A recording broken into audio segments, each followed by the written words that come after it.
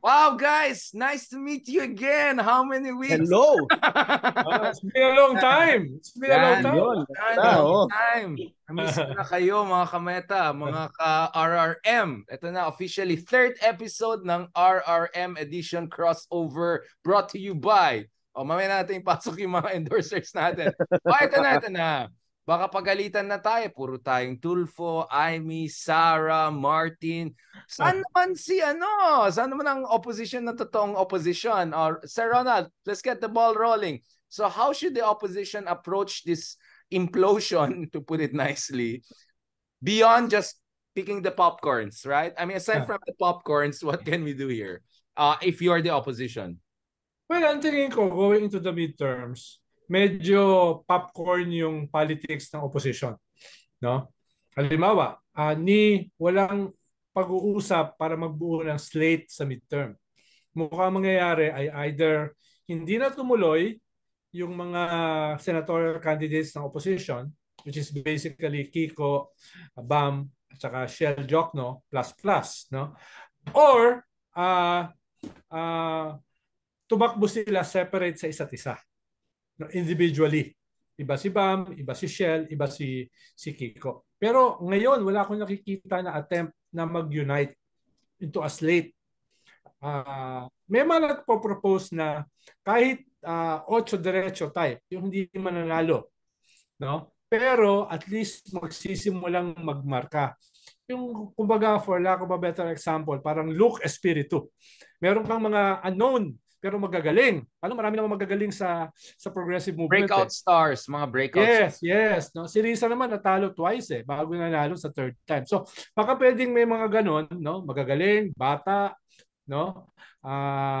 Magandang itsura, pero mamarka sa election na ito. Ibig sabihin, para ma-maintain yung itsura. Ano ba 'to, showbiz? Sa bagay. Tama yun, kasama yun. Richard Haydarian, no? Tama siya. Mahalaga yan Mahalaga yung itsura no? Mahalaga yun. Tapos kahit hindi mananalo, no, makakabuo ng third poll going into 2028 and even beyond. Ikalawa, yung resulta ng election last year, hindi pwedeng maliitin. That's 15-16 million votes. Yung pink wave, no? At karamihan dyan, officially, Ronald, because may mga hindi naniwala dun sa final, akala nila, maybe yung totoong number is twice higher, but mahabang usapan yan. Well, yeah. Tapos, nakita mo naman, ang lalaki ng mga rallies, di ba? Na hundreds of thousands, yung last rally ay more than 1 million. Ibig sabihin, hindi yan insignificant, hindi yan inconsequential, no? Nasayang dahil hindi hinarness. Nasayang dahil hindi binild into a political base going through the midterm. Pero ang tingin ko, nandyan yan, waiting to be tapped. Na kung sinong leader ang dadalin yung kanilang mga pangarap, yung kanilang mga into a political project. Nandyan yan. For now, ay wala. Pero hindi ibig sabihin na hindi mangyayari in the next few years. So yan yung potential base, no? Pwedeng halimbawa, somebody like Risa, hindi ba dapat si Risa yon? Hindi ba dahil sila nasa Senado and yes, no? Si Risa kasi legislator So ayaw muna niyang mag-suffer yan, no? This early. Ibig sabihin she wants to be a legislator. At yung legislator hindi pwedeng sharpest line. Nagbubuo ka ng compromise para sa iyong mga pet bills di ba? So, yun yung binabalansin niya. Pero after the midterms, baka magbago yung kanyang complexion. Yeah, di ba? 2028 na yan Pero between now and midterms, in a way parang si Raffy Tulfo. No? Gusto mong mag-create ng a strong foundation as a legislator which will be your foundation for a higher office later on. No? Pero kung sakaling magpatuloy yung pagbaba both ng Marcos at saka Duterte, then pwedeng makasingit. Diba? Paano? Dalawang survey, parehas bumaba yung dalawa Diba? Yung sa Pulse, 15% si BBM, 11% si Sara. Doon sa Okta, 5% si BBM, 11 or 12% si Sara. Kung wala na magpapatuloy, kahit papano, makikinabang yung third poll. kung i-consolidate nila. Sinasabi ko kung. Dahil mahalaga yung leadership eh. At sa ngayon, walang leadership itong opposition na binabanggit mo, Richard. No? For now. Halimbawa, anong natira sa Liberal Party? 6, 7 congressmen divided into 3 groups. Si Congressman Bordado nasa minority. Na yung presidente, si Edsel Lagman, presidente ng Liberal, nasa independent minority na binabanatan yung minority bilang Iskerol or company union. Tapos yung 4-5 na LP ay nasa majority. No? Hindi lang sa majority. Halimbawa, si Stella Kimbo, co-author ng Maharlika. Diba? So, at this point, parang walang future yung Liberal Party. Na dati, siya yung anchor nung tinatawag nating opposition. So malamang baka magkaroon ng bagong opposition na hindi Liberal Party o hindi lang limited sa Liberal Party. If they play their cards well. Nasa ngayon, hindi ko pa nakikita. Yeah, Mark, before I go to yeah. No, sorry, sir. Sige, go ahead, Mark. Sorry about that. Please go ahead, yeah. Hindi, ang tanong ko lang din is, mali ba kung if Lenny doesn't run for Senate ngayong 2025, masasayang ba? Kasi baka she has the best chance from anyone dyan sa legitimate opposition to win eh. Tapos, baka masiro sila. Yeah, I'm almost 100% sure tatakbo siya as mayor sa Naga. No? Not national position. Dahil lagi nang sinasabi, yan yung huling habilin ni Jesse Robredo. Huwag iwanan ang Naga. Lalo na ngayon na yung kanila dating kaalyado na mayor, bumaliktad sa kanila. No? So, kaya nga, nakita mo yung picture ni GMA with Lenny. Parang kanyan United Front against the Villafuerte. Mukhang yun yung nangyayari ngayon on the local level. Kasi yung anak ni Gloria, si Dado is kalaban ng mga Villafuerte. Yes. Tsaka Puente Bella. No? Puente Bella and yung the late Andaya, diba? So sila doon. Yes. So mukhang out of the question yung national. No?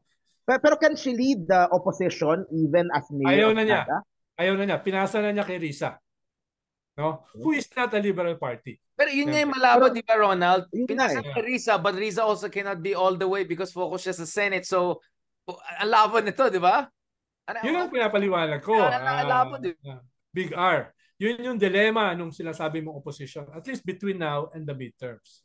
Kaya between now and the midterms, tingin ko talagang popcorn.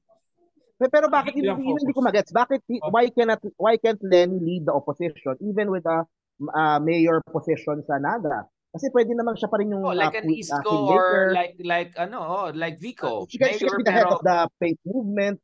The Pink Movement can pwedeng magpatakbo ng mga congressman, ng mga senator. So, even do that as mayor of Naga. Even before naman ay reluctant siya tumakbo as vice. Tapos nito ay sinasabi ng mga iba reluctant din siya magpresidente. I'm not too sure, no? Diyan. So meron siyang reluctance naman talaga for national office. Ikalawa, ikaw yung bubuhat ng oposisyon, no? Ikaw yung bubuhat at hindi yung ganun kadali at this point na napaka-marginalized, di ba? Yun yung dilemma ni Lenny eh. Mag-e-entail yan ng sobrang daming trabaho yung ganyang klaseng sitwasyon ngayon, lalo na sa sitwasyon ng oposisyon. Mukhang at this point gusto niyang mas maging nanay sa kanyang mga anak, no? Mas gusto niya na mag-spend ng more time sa family. Yun yung pamilya. Tapos local. Tingin ko it's a very personal decision, no? Yung kanyang kaya hindi ko siya nakikita na mag-aspire for leadership or national position at this point. Ang punto ko naman, parang kasi walang choice din ng opposition. If Risa won't have a much higher leadership role, siguro Lenny should pick her protege na. Sino yung pwede niyang i-develop na doon sa mga existing nila ngayon na maaring hindi connected sa Liberal Party pero can start getting wins na for the opposition or doon sa Pink Movement. Masayang naman kung mawawala lang, di ba? And kasi like you said nga, ang laki nung nabuo nung huling election. Yeah, exactly. Ronald, before going there, I mean, of course, the assumption here is the best thing for the opposition is to try its best to contest 2025. My counter argument or outside the box argument was that precisely the reason why BBM is comfortable to take on the Duterte is because he's not threatened by the real opposition.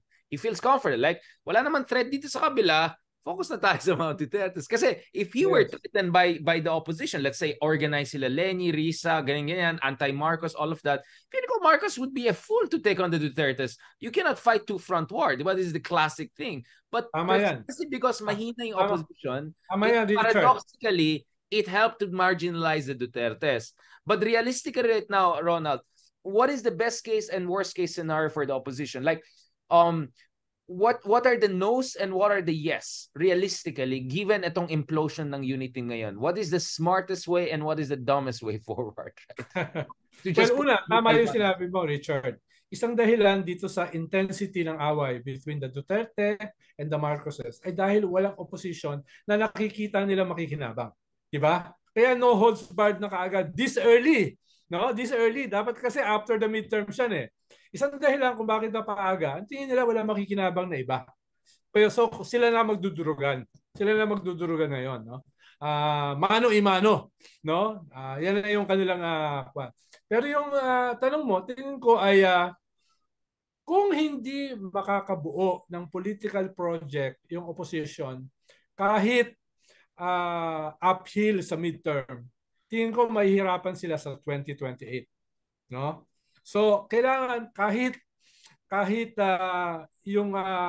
yung probabilities to win sa midterm ay maliit, tingin ko a political project should be organized for the midterm, no? Yun yung nakikita ko. Kahit yung sinasabi ko kanina na hindi siguradong mananalo, pero magmamarka as the new opposition, no? Na hindi nakatali sa mga partido katulad ng Liberal Party. Pero kailangan simulan niya ngayon. Kung hindi, even the 2028 may hirapan. No? May hirapan sila. No? Pero ako naman, Richard, di ba? I say sorry. Sige, Mark. Sige. Ayan. Ako naman, di ba, I was saying nung mga dating episodes natin ng Real Talk, I was saying na a good exercise then for the opposition is to try to fill yung Congress with their people na i-elect nung Pink Movement. If you got 15 million official votes voting for Leni, if you could get 2 million of doon, baka makatatlong seat ka for Akbayan, magkatatlong seat ka for Pink Movement kung magtatakbo silang ganon. And this will be people who are elected by voters na naniniwala doon sa agenda ni Leni. Diba? Correct. So mananagot sila doon sa mga tao na yon. Hindi yung pag na-elect na sila sa Congress, tatakbo na sila kay Romualdez, hihingi sila ng budget kaagad. Diba? So they were elected sa Congress para i-push to fiscalize, para i-push yung agenda, and maybe from their lineup, doon sila makakuha ng mga next batch na aakyat, magsesenador, mag-ano. So, yun ang nahihinayangan ako for the opposition. That's kasi a very good point, Marco. Oo, kasi ganito, Ronald, ang proposal ko ay ganito. I agree with you, Ronald, and that's why I made the counter-argument kanina na baka actually, paradoxically, this is good in a sense that it gives the confidence for internal cleanup, diba?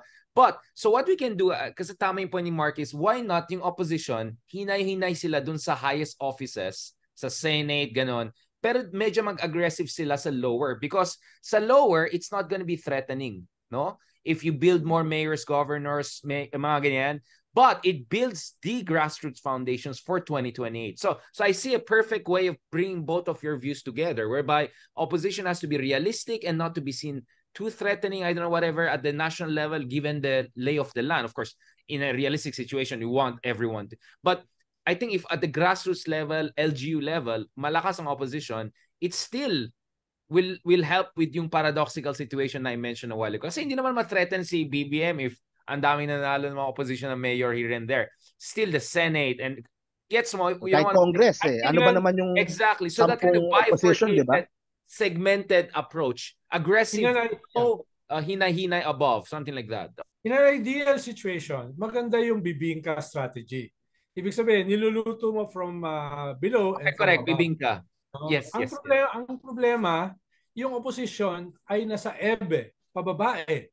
Hindi mo na na-harness yung pink wave no? At this point, no? At mas intense ang local, because sa local, mahalaga ang command boats, swing boats, at saka machinery, world leaders. No? Sa national, mahalaga ang market boats, which is basically media.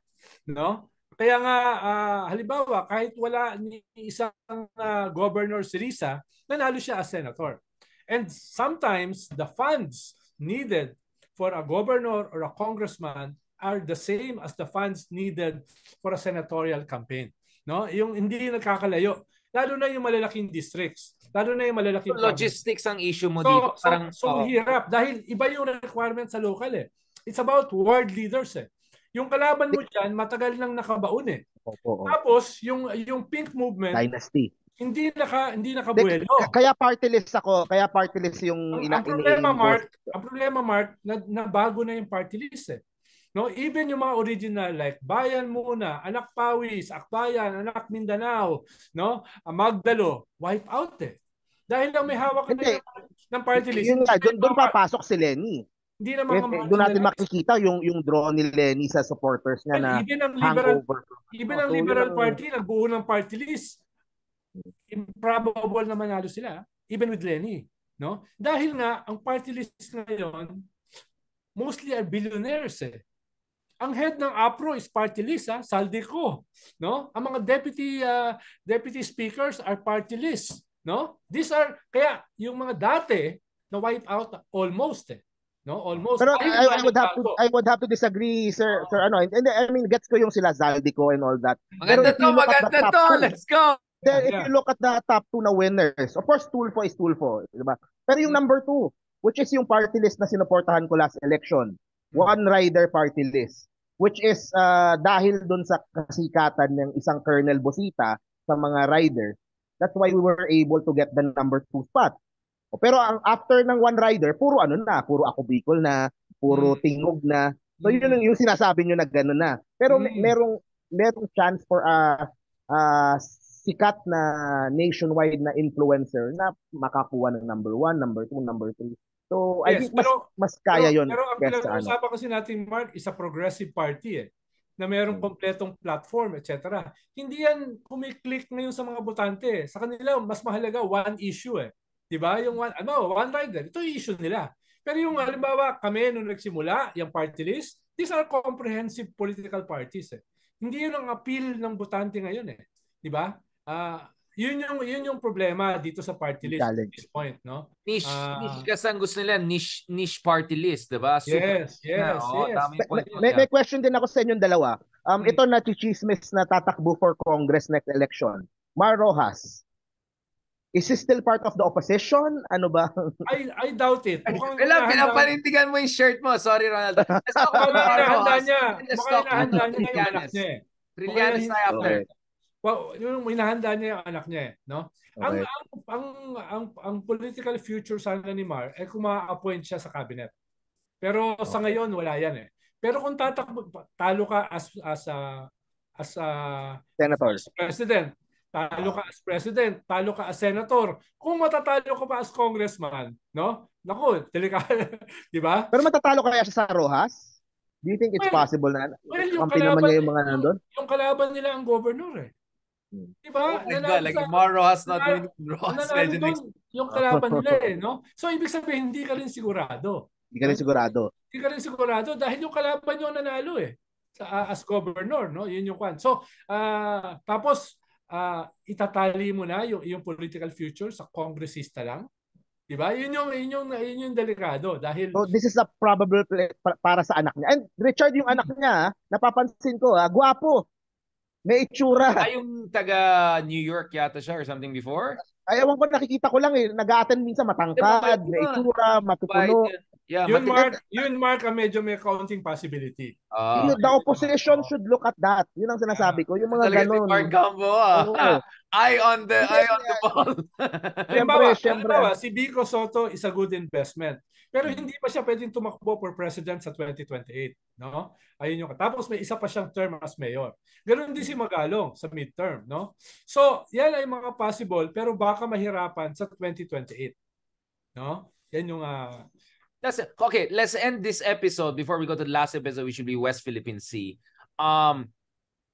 Trillanes, kamusta? Kasi if there's one thing, let me be honest, no, Ronald, if there's one thing that softened the, kasi ganito, di ba, sabi ko, never Marcos, never Duterte. Ito yung dalawang malakas na group within the broader opposition, right? I think one of the things that softened a lot of never Marcos and probably even hardened more than never Duterte is yung West Philippine Sea and foreign policy issue. And thanks to Marco, nalaman natin yung term na realignment or na we keep on mentioning, sinabi nung isa sa mga opposition stalwarts, and I'm talking about Trillanes, diba? He more or less, and the context was BBM doing it right sa West Philippine Sea or correcting the Duterte mistake. Anong una, Richard, ang tingin ko, si Trillanes is not opposed to the government. So hindi siya opposition, no? Hindi siya critical sa gobyerno. Ex-opposition. Ikalawa ay mukhang yung option niya ay dalawa. Yung isa ay pumasok sa executive as cabinet or undersecretary or advisor, no? Tingin ko open siya diyan. Ikalawa, as a mayor of Caloocan City. No, yun yung dalawa niyang hindi Senate, hindi Vice President, kundi yung dalawa. No? So, depende kung sino mauna. Kung ma-appoint siya ni Kwan, una, sulugan na talaga ng tulayan with the Duterte. Kung papalayain si Laila de Lima, tapos i-appoint si Sani Trillanes, talagang wala nang balikan yan. No? Pero that is a distinct possibility. No? At ikalawa, pinoproject niya yung sarili niya as a possible mayoral candidate sa Caloocan City.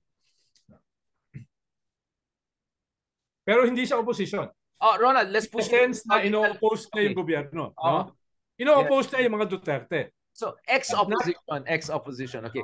Now, let's push it to its logical conclusion. Let's say Leila is freed in the near future. Let's say that's a Christmas gift to our Filipino conscience. Can Leila play a role? Kind of like semi-Mandela figure, right? Like, yes. I was the only one, blah, blah, blah. And then she'll be nominated for the Nobel Peace Prize, mga ganon, which I think she probably deserves, right? Can't she be like the other figure here? We're not talking about Leila coming back with vengeance. Yes. Pero I doubt kung tatakbo siya sa midterm. Dahil alam niya masikip. No, masyadong masikip yung midterm. Halos ang pinagtatalunan na lang sa midterm, Mark, 1 or 2 seats eh. Diba? Halos yung 10, 11 sigurado na yun eh. So, masyadong masikip. Masyadong masikip yung midterm na yan. Kaya I doubt kung lalaban si Laila. Ngayon, pwede siyang maging leader. No? Pero, syempre, hindi ganun kataas yung kanyang political mileage. Natalo siya eh. Nitong mga nakaraang election. So, yeah, but under crazy circumstances. I mean, pero kailangan niyang i-reinvent yung sarili niya. No? Kailangan niyang mag-create na mas compelling political narrative. Sabi mo, possibly a Mandela. Pero karamihan naman sa Pilipino, hindi alam si Mandela. No? So anong narrative yung gagawin niya? Baka pwedeng pagtulungan yun ni Mark dahil magaling kayo dyan sa si Mark, magaling yan si Mark. Magka-vlogger na rin si Leila. Oo, vlogger natin, podcaster na, Ang sigurado ko, babanatan ni Laila yung mga Duterte. Yes. Yung pakulong sa kanya. 100%.